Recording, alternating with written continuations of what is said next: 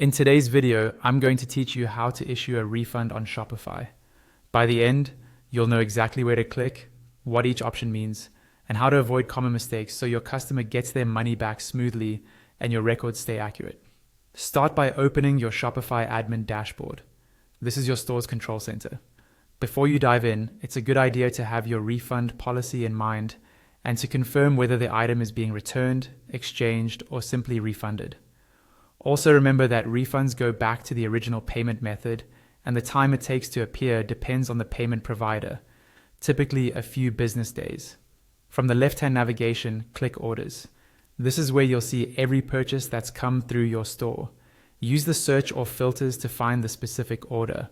Open the order you want to refund so you can review the details, including items purchased, quantities, discounts, taxes, and shipping. Double check that this is the correct order and confirm whether the customer is returning one item, multiple items, or the entire order. In the top right corner of the order page, click Refund.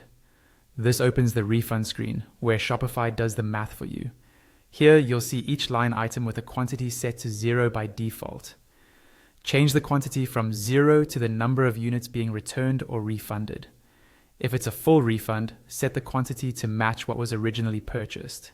If it's a partial refund, only increase the quantity for the items you're refunding. As you adjust, notice how the totals update to reflect item prices, discounts, taxes, and any shipping credits.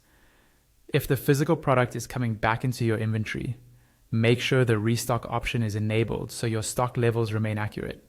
If the customer paid for shipping and you plan to refund that as well, review the shipping amount and include it when appropriate.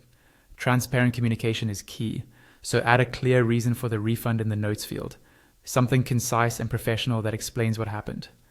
This note helps with customer communication and internal tracking.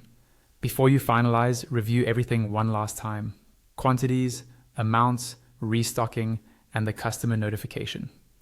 When you are satisfied, click Refund. Shopify will process the refund to the original payment method and record the action on the order timeline. You can refer back to that timeline anytime for an audit trail. That's it. You've successfully issued a refund on Shopify.